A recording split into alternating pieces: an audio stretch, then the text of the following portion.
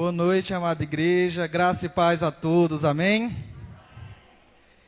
Meus irmãos, eu queria muito, nessa noite, pregar de uma forma mais tranquila, mais à vontade, mas o Flamengo perdeu, então eu vou tacar a lapada mesmo.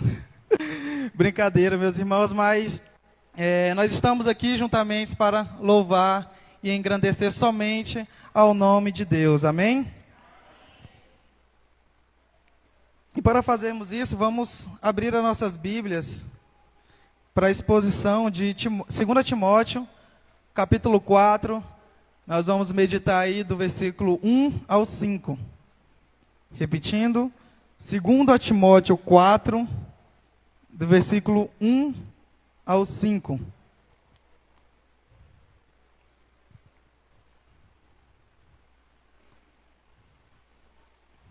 Quero que vocês acompanhem a leitura, então vou aguardar até que todos abram ou acessem do seu celular. 2 Timóteo, capítulo 4, nós vamos ler do versículo 1 ao 5. Amém? E assim diz a palavra do Senhor: Conjuro-te perante Deus e Cristo Jesus, que há de julgar vivos e mortos, pela sua manifestação e pelo seu reino, prega a palavra. Insta quer seja oportuno, quer não. Corrige, repreende, exorta com toda longanimidade e doutrina. Pois haverá tempo em que não suportarão a sã doutrina. Pelo contrário, cercar-se-ão de mestres segundo as suas próprias cobiças, como que sentindo coceiras nos ouvidos. E se recusarão a dar ouvidos à verdade, entregando-se a fábulas. Tu, porém, sê sóbrio em todas as coisas, suporta as aflições, faz o trabalho de um evangelista e cumpre cabalmente o teu ministério. Senhor, meu Deus, eterno Pai, te agradecemos, meu Deus, primeiramente pelo privilégio de estar em tua casa, te adorando. Te agradecemos, meu Deus, porque isso é uma prova, Pai, que a tua misericórdia se renova a cada manhã em nossas vidas. Te pedimos nesse momento que você esteja aplicando a tua palavra em nossos corações. E que quando sairmos daqui, Pai, sairmos dessas quatro paredes, o Senhor possa fazer o nosso coração ferver e colocar em prática tudo que aprendemos aqui, para a glorificação e para o louvor do teu nome, em nome do teu Filho amado Jesus. Amém. Meus irmãos, essa segunda carta, de Timóteo, de Paulo a Timóteo, melhor dizendo, ela foi uma carta que muitos escritores e muitos teólogos consideram como uma carta pastoral. Mas como quem já leu, assim como eu já li, consegue ter o entendimento que essa carta, ela não é escrita somente para pastores. Senão ela não estaria na Bíblia. Teria um livro só de pastores, só para eles. Mas nós vamos ver que elas se aplicam, as lições que estão nelas, se aplicam totalmente à nossa vida. Eu vou trazer 2 exemplos aos irmãos. 2 Timóteo 1,13 diz assim: Conserva o modelo das sãs palavras que de mim tens ouvido, na fé, no amor que há em Cristo Jesus. Será que isso não é para nós? Meus irmãos. Essa aqui vai para os jovens, olha. 2 Timóteo 2,22. Foge também das paixões da mocidade e segue a justiça, a fé, o amor e a paz, com os que, com um coração puro, invocam o Senhor. Então nós podemos ver aqui que ela é totalmente aplicável em nossa vida cristã, na nossa caminhada cristã. Mas Paulo, quando ele escreve essa carta, ele não estava em nenhuma situação favorável, tranquila. Pelo contrário, ele estava num calabouço, uma prisão, e prestes a morrer. Inclusive essa é a última carta que ele escreve, a segunda carta a Timóteo, passando ali as suas últimas orientações. E nós vamos ver que uma atenção que Paulo tinha muito com o jovem pastor Timóteo, era que ele pregasse a palavra. Essa era uma preocupação que ele não tinha, não continha as palavras para poder falar. Tanto é que no versículo 13 desse mesmo texto, nós vamos ver Paulo dizendo a Timóteo para que levasse a sua capa, mas que também levasse os seus livros e os seus pergaminhos. Paulo, mesmo no seu último momento de vida, porque ele já sabia que iria morrer, o que ele queria fazer? Ler a palavra de Deus. Ele queria ficar os seus últimos momentos, o seu último suspiro de vida, lembrando de cada palavra que Deus escreveu através dos pergaminhos. E nós vamos ver, meus irmãos, que era isso que ele queria trazer para Timóteo. Tentando colocar na cabeça de Timóteo as coisas do alto. Como ele fala em Colossenses, pensai nas coisas do alto. Isso que ele estava querendo impregnar. Inclusive ele vai falar para Timóteo, olha, não tenha vergonha das minhas algemas. E de maneira alguma se envergonhe do evangelho de Cristo. Está no capítulo 1, versículo 8. E Paulo, ele vai trazer esse alerta para Timóteo permanecer na palavra, para negar as suas próprias vontades. Como ele falou aqui, negue as suas paixões da mocidade. Siga Cristo com fé. E é isso, meus irmãos, que nós vamos trazer essa noite, para que nós não possamos de forma nenhuma negligenciar a palavra de Deus.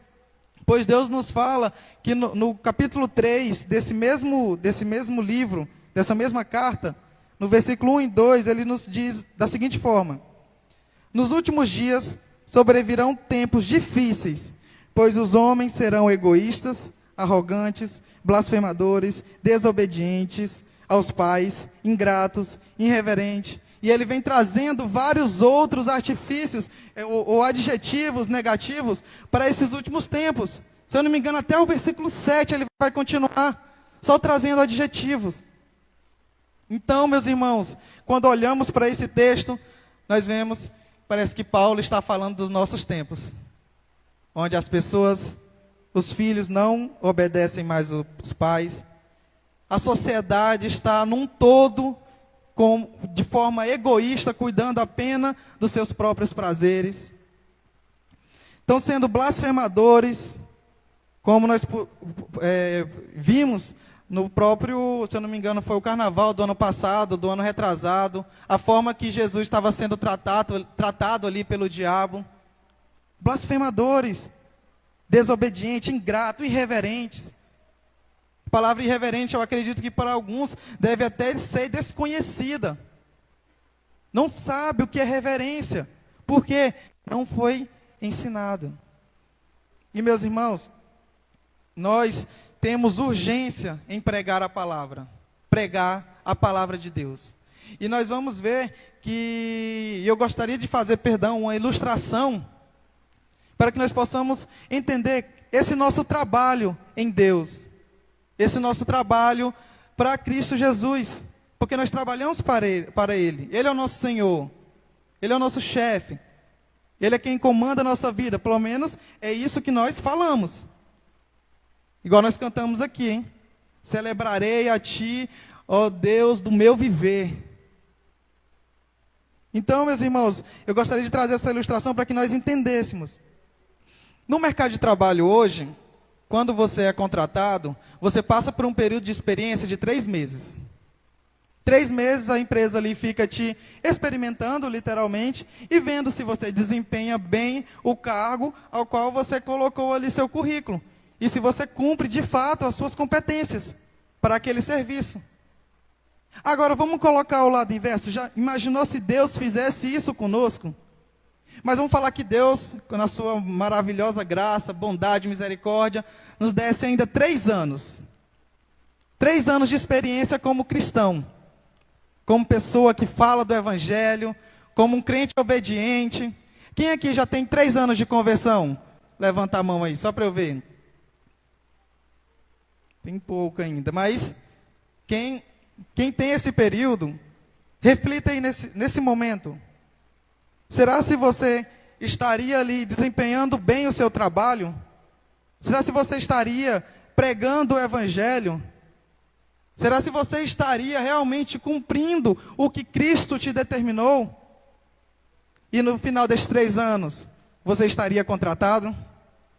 Ou será se Ele te despediria? É algo para nós refletirmos, meus irmãos. E Paulo, ele inicia esse capítulo 4, no versículo 1, bem específico, com uma palavra que tem vários significados, que é conjuro-te. Eu até tive uma certa dificuldade de entender simplesmente pelo significado da palavra, e só pude entender pelo contexto, porque ela tem vários significados. Eu procurei na internet, meu sogro tem uma biblioteca, procurei nos dicionários que ele tinha lá também.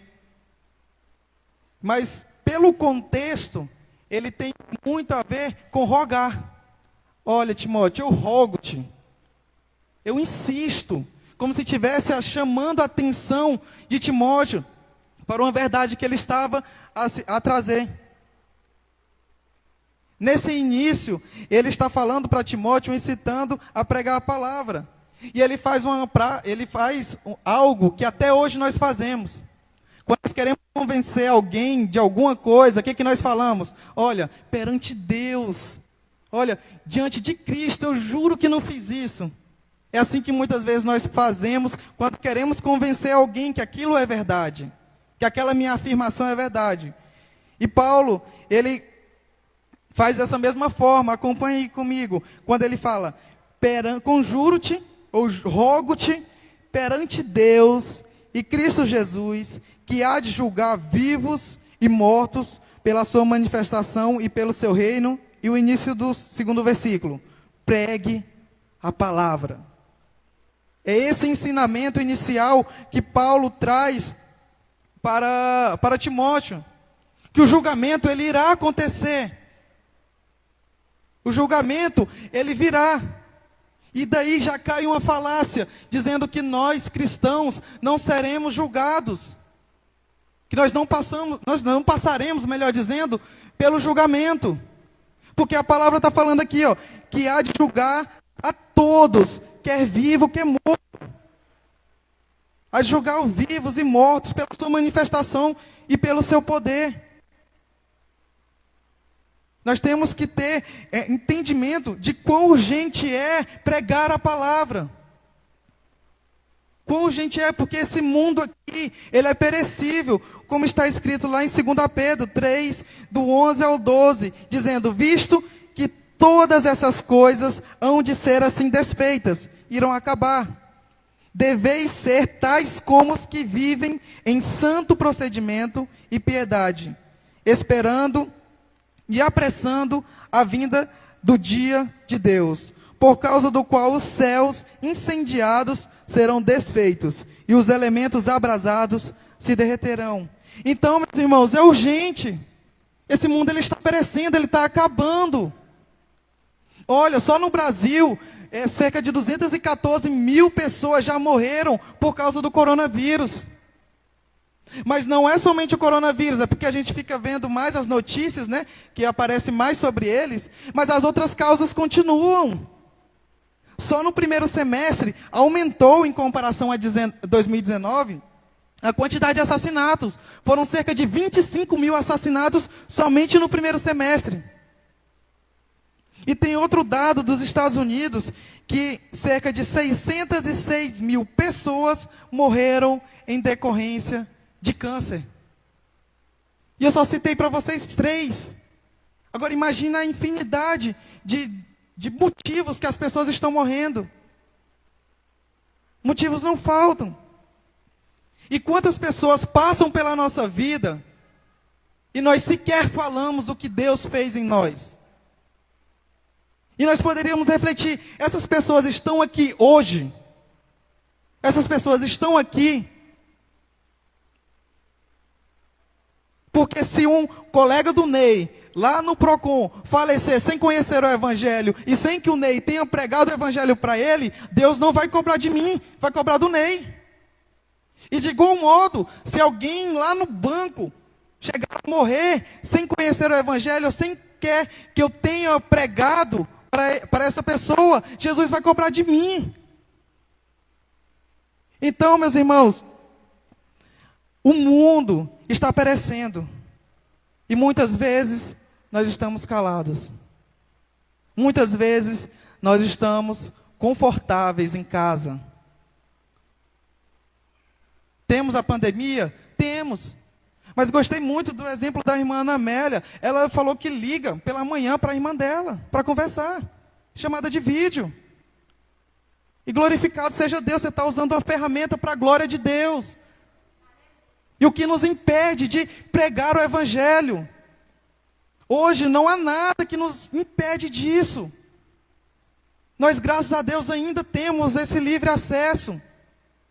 E por isso, meus irmãos, nessa noite, eu gostaria de rogar a todos vocês, incluindo a mim, perante Deus e Jesus Cristo, que voltará para nos buscar, mas também para nos julgar, pregue a palavra. Pregue a palavra, com sua vida, com seu bom testemunho, com a sua boca, pregue a palavra. E a palavra de Deus, não o que as pessoas querem ouvir, não o que é agradável, mas a palavra. Não são as palavras, é a palavra. Só tem uma. E Jesus Cristo é o nosso caminho, é a nossa verdade e é a nossa vida. Amém? E Paulo, ele continua dando as orientações a Timóteo, como se tivesse ali passando o cajado para ele do ministério, porque Paulo já sabia que iria morrer. E Timóteo, ele estava numa situação onde ele estava, com certeza, com seu coração bem angustiado, com medo. Tanto é que Paulo fala para ele não ter medo das algemas lá atrás. Timóteo era jovem, provavelmente tinha medo de morrer. E os cristãos daquela época estavam morrendo das piores formas possíveis. Paulo mesmo foi decapitado. Todos os outros discípulos, a não ser João, que morreu no exílio, mas todos os outros morreram de formas trágicas. Apedrejado, crucificado, das piores formas possíveis. Então, com certeza, Timóteo não estava tranquilo. Com certeza, ele não estava tranquilo nesse momento. E nós vamos ver que no início do capítulo 2, ele vai falar, pregue a palavra, e vai dizer justamente sobre isso. Ele vai falar, pregue a palavra, insista. Esse insta também tem esse significado. Algumas versões têm insista. Quer seja oportuno, quer não. Meus irmãos, vocês já estiveram do lado de uma pessoa chata? Uma pessoa que fala do evangelho somente assim, nem fala do evangelho puro mesmo, mas ele fala só para se engrandecer. Você consegue perceber na hora que a pessoa está falando aquilo ali. A pessoa é inconveniente. Até em momentos assim, querendo ser o espiritual. Vocês já tiveram perto de pessoas assim? Eu já. Entendeu? E muitas vezes eles utilizam esse versículo para fazer essas coisas serem desagradáveis. Eu não estou falando no âmbito cristão geral, porque se nós formos olhar para a sociedade, nós sempre estaremos em contramão. E se nós estivermos na mesma mão, melhor dizendo, nós estaríamos incorretos, porque Deus fala que a loucura, que a sabedoria de Deus, melhor, é loucura para os homens. Então, nós sempre estaremos na contramão do mundo. Não é sobre esse âmbito geral, é sobre essa pessoa em específico que é chata. E muitas vezes ele utiliza desse versículo, dessa parte, melhor dizendo, para ser inconveniente.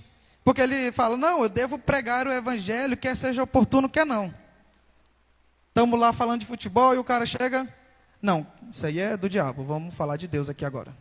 Sabe essa pessoa inconveniente? Mas nós vamos ver, meus irmãos, que Paulo está trazendo uma aplicação completamente diferente aqui.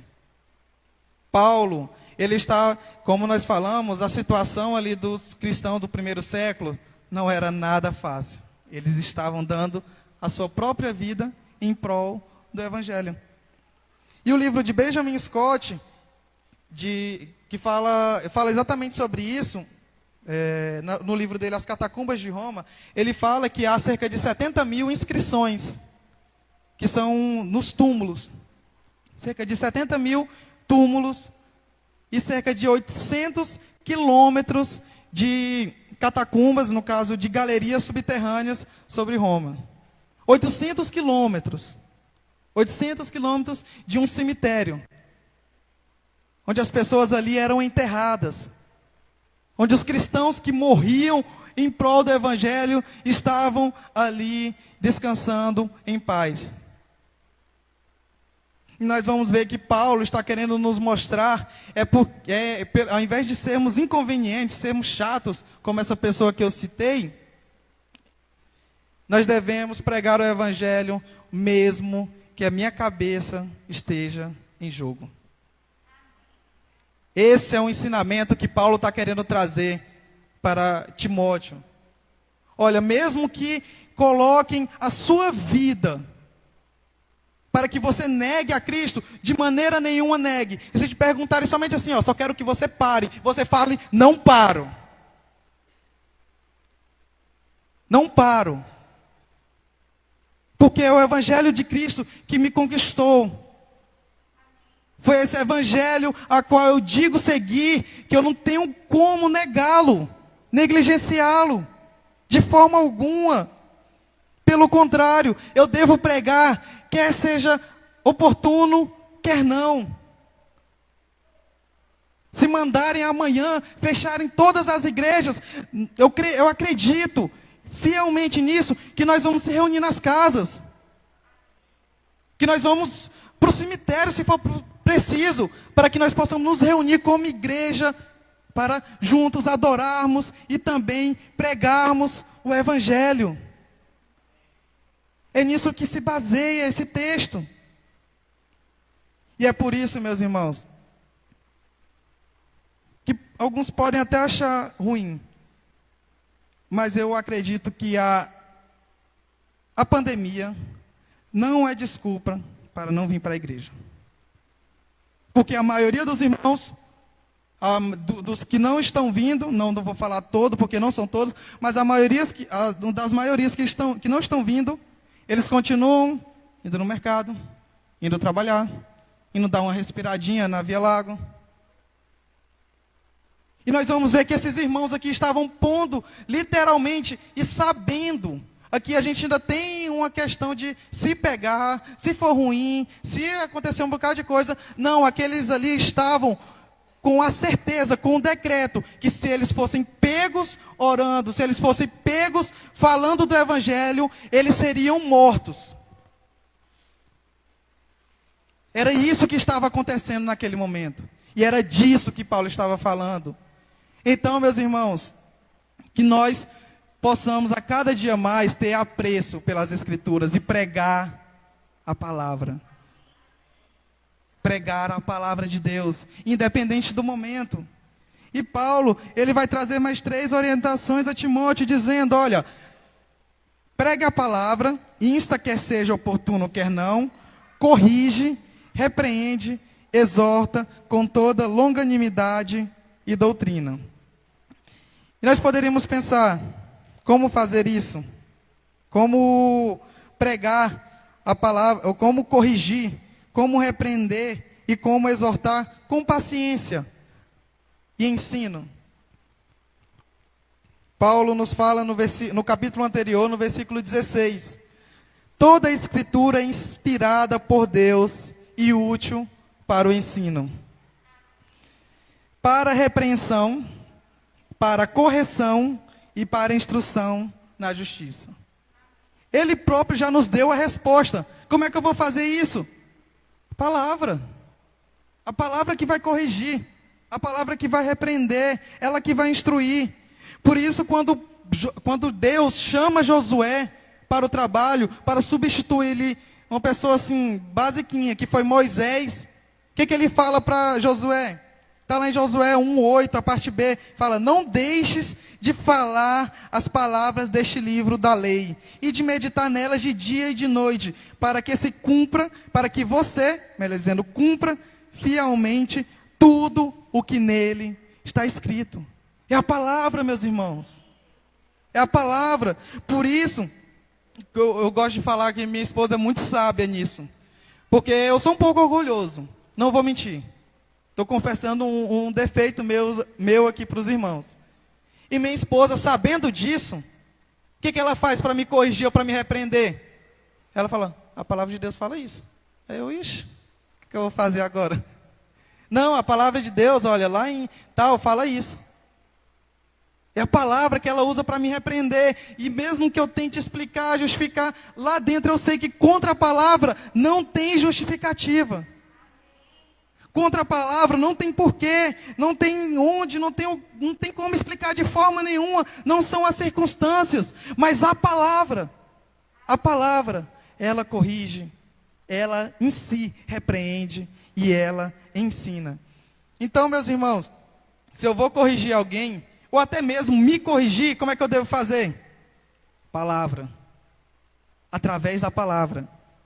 Se eu vou repreender alguém, ou se eu vou até mesmo me repreender, eu vou falar, meu irmão, eu acho que isso que você está fazendo é errado. Beleza, e aí? Não, meu irmão, a palavra de Deus, lá em 2 Timóteo 4:1, fala isso, isso e isso. Por isso, meus irmãos, que eu acho que você tem que melhorar a sua conduta.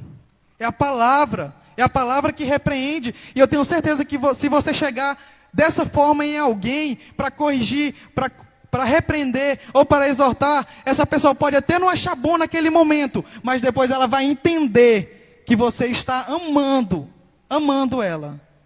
Porque você não falou palavras da sua própria boca, mas sim do Deus vivo. As santas escrituras. Então, meus irmãos, eu vou insistir durante toda a pregação. Pregue a palavra. E a palavra de Deus. E Paulo ele ainda continua no versículo 4, dando um porquê que nós devemos pregar a palavra de Deus. E de forma nenhuma negligenciá-la. E ele diz assim: pois haverá tempo em que não suportarão a sã doutrina. Pelo contrário, cercar-se-ão de mestres segundo as suas próprias cobiças, como que sentindo coceira nos ouvidos, e se recusarão a dar ouvidos à verdade, entregando-se a fábulas. E muitas vezes, meus irmãos, nós colocamos a culpa desse evangelho, de certa forma, falso, né? Esse evangelho falso, perdão, somente nos falsos profetas.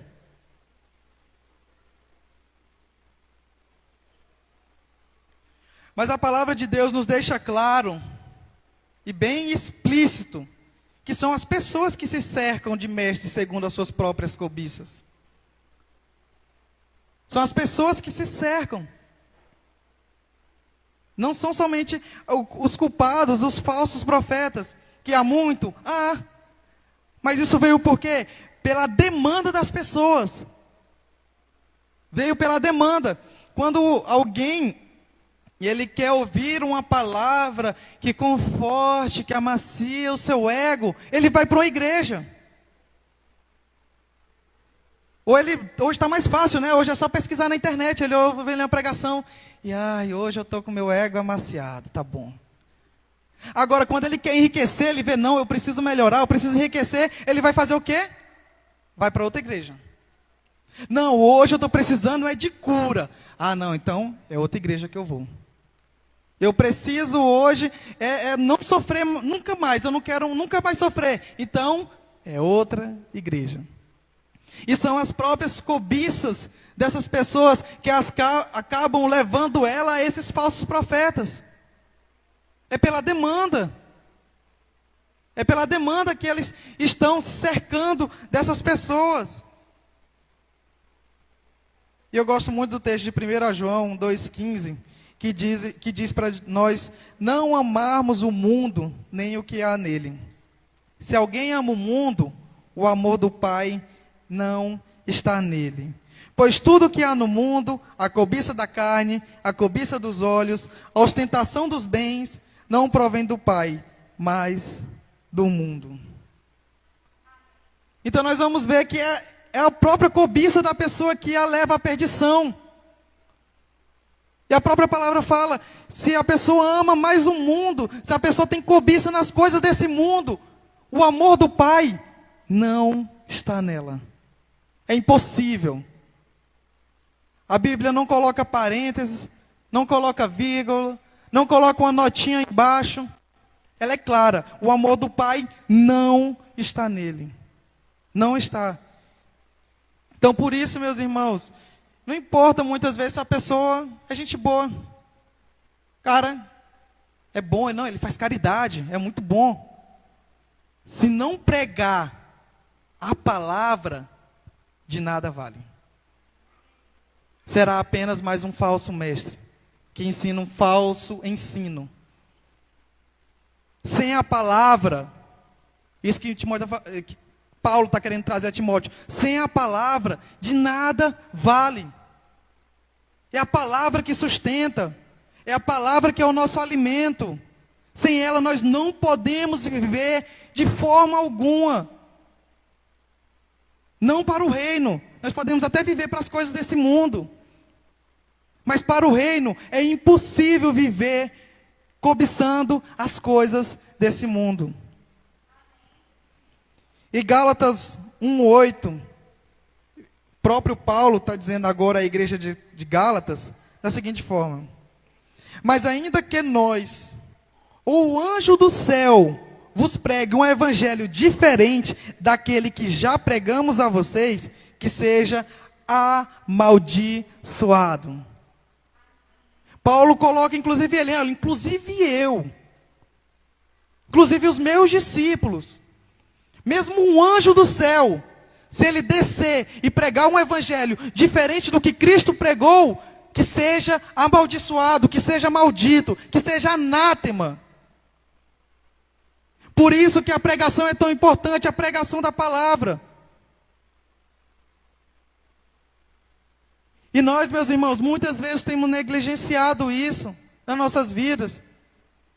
Por causa de justamente essas pessoas que a gente considera boas. A gente fala, não, mas essa pessoa é gente boa. Ele prega um evangelho aí diferente, mas ele é gente boa. Não, ele fala algumas coisas aí que é errado mesmo, eu sei que é errado, mas ele é gente boa.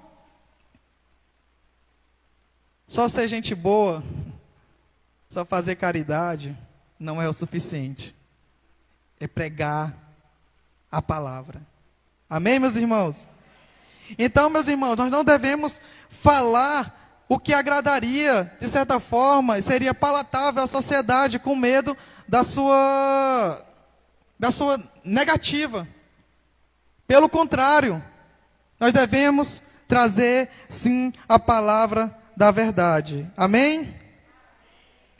E nós poderíamos nos perguntar, mas como eu vou fazer isso no presente século? Como eu vou fazer isso numa cultura do cancelamento? Porque se eu expor minha ideia, que o divórcio, por exemplo, minha ideia não, perdão, meus irmãos, o que a Escritura fala, se eu expor as Escrituras falando que o divórcio não é agradável a Deus, e por isso eu também condeno, meu Deus, sou cancelado na hora. Igual qualquer outro assunto que vá de encontro com os conceitos que estão sendo montados hoje. Homossexualismo, mentira. Para muitos, mentira é normal. O próprio divórcio. Não está gostando, troca. Mas o que a palavra fala? O que a palavra diz sobre isso? E por isso que Paulo vai falar a Timóteo, no versículo 5, ele fala, olha, esse tempo virá. As pessoas se recusarão a dar ouvido à verdade, se entregarão a fábulas, se entregarão somente às suas próprias cobiças. Mas ele fala, mas tu, porém, ser sóbrio em todas as coisas. E o bom é que Paulo, ele não engana Timóteo. Paulo, quando ele vai falar a Timóteo aqui, na continuação do versículo, ele vai falar, suporta as aflições.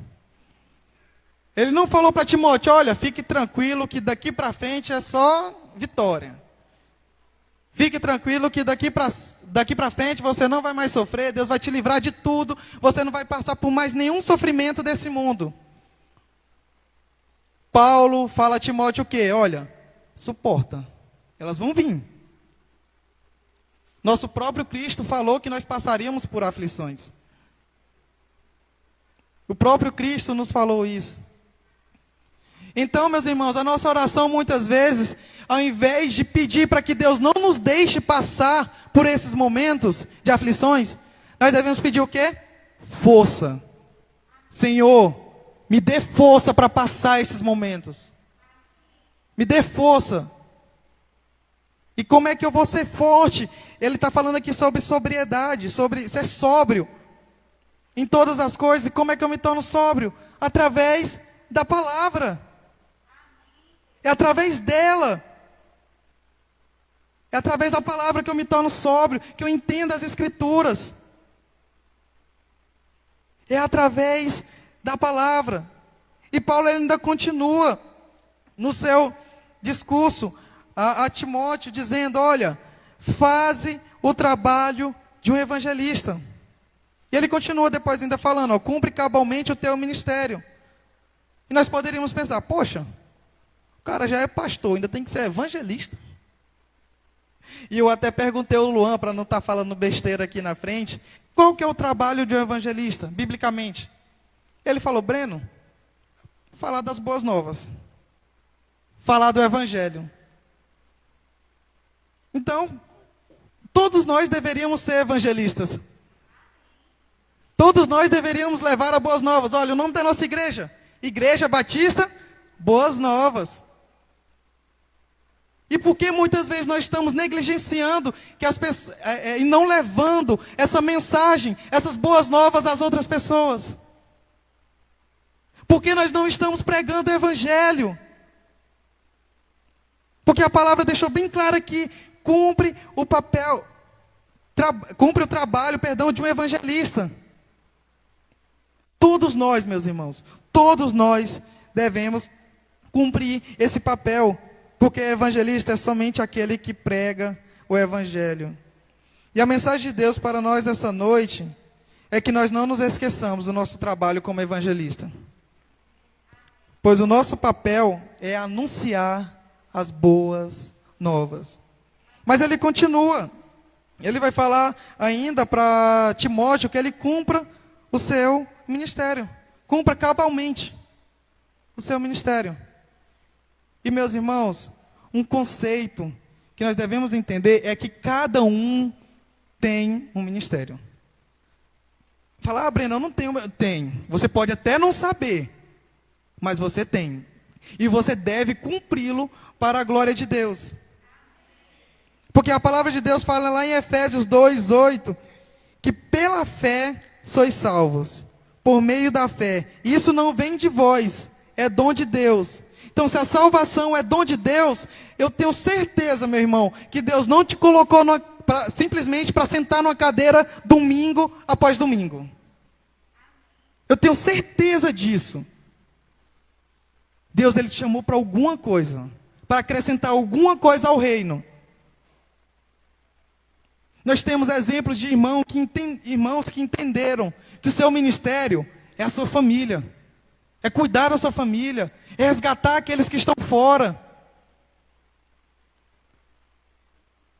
Há pessoas que entenderam que o seu ministério é estar aqui pregando a palavra, é estar liderando jovens,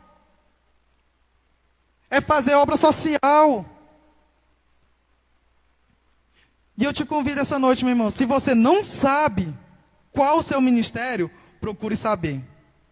Porque você encontrando o seu ministério, você vai ter mais sentido e vai ter mais organização para apresentar seu trabalho perante Deus.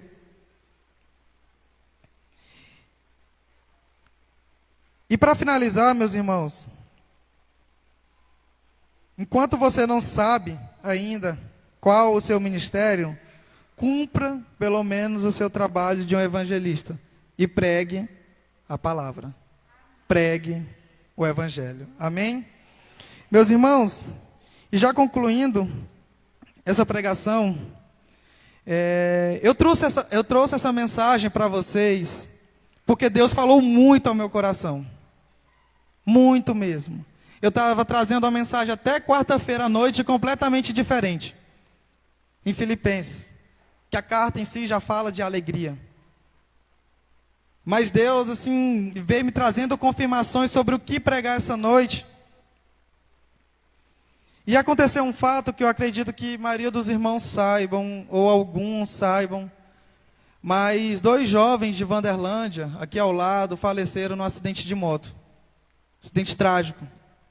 Jovem esse que uma estudou com minha irmã, que estava ali, e outro sempre jogava bola com ele lá em Wanderlândia. E aquilo me deu um baque tão grande, meus irmãos, que eu falei para a Natália, eu quase não consegui trabalhar.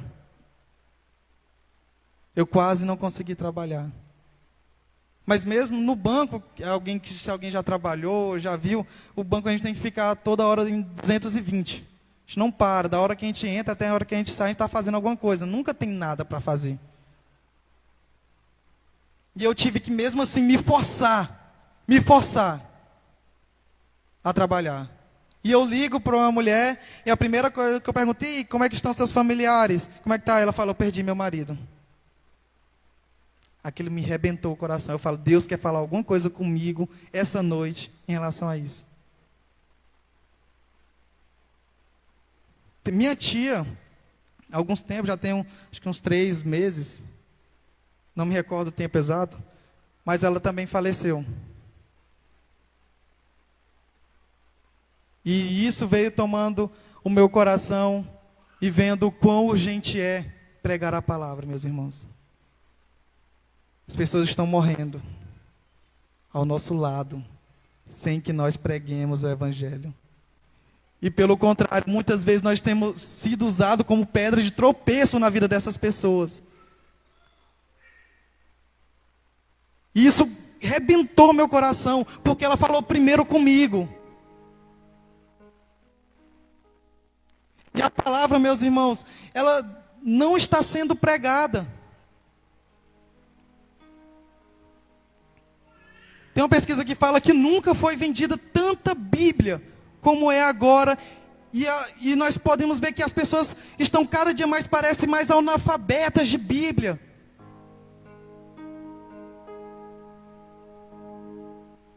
E a única opção, a única forma que há para a salvação é com a palavra. E a palavra da verdade.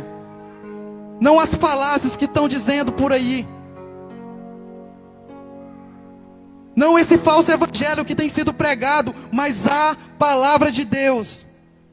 Só ela que é capaz de repreender, de corrigir, de fazer mudar, de gerar numa pessoa conversão genuína. Por isso, meus irmãos, é urgente. Não é para hoje, é para ontem. Pregue a palavra. Fale do que Deus fez na sua vida. Mesmo não sendo um momento favorável, como não era aqui, pregue a palavra.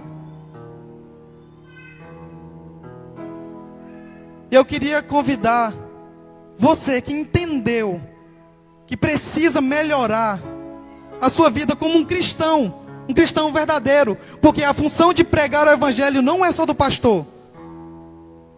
Nós vimos aqui, todos nós somos evangelistas e nós devemos pregar o evangelho. Se você entendeu isso e viu que você estava falhando e precisa melhorar, se coloque de pé.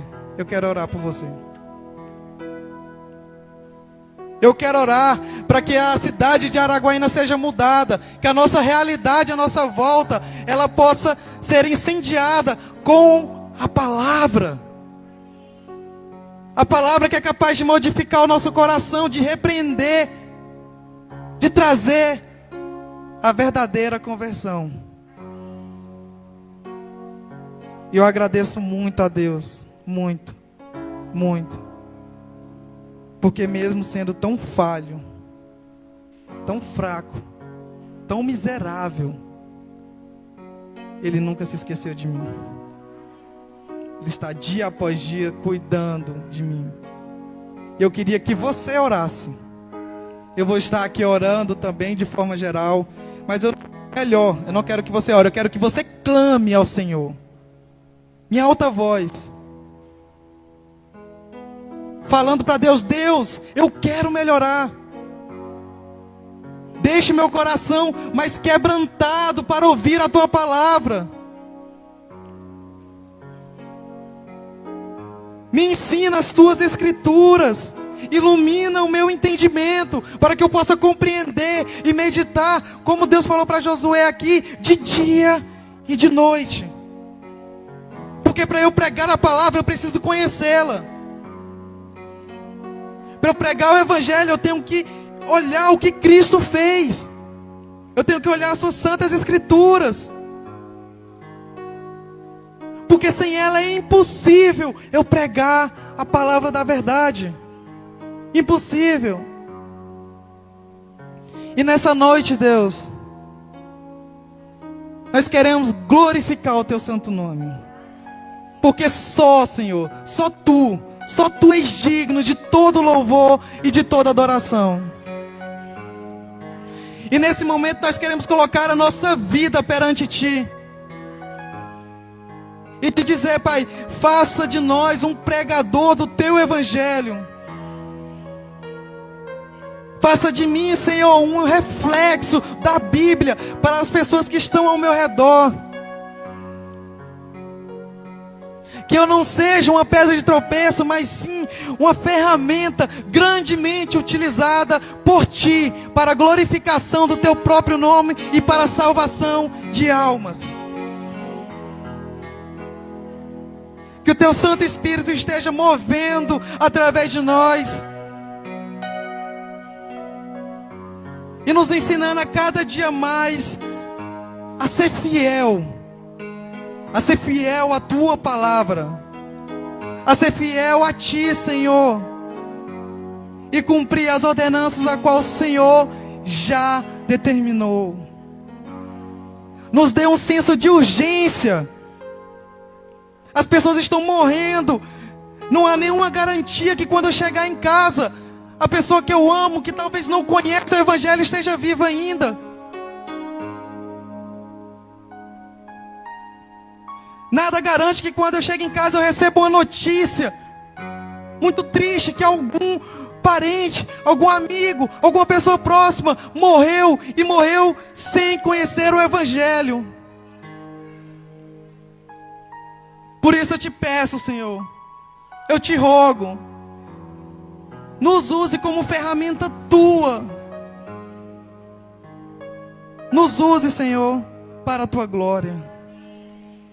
Que o teu nome seja exaltado, Pai, para todo sempre.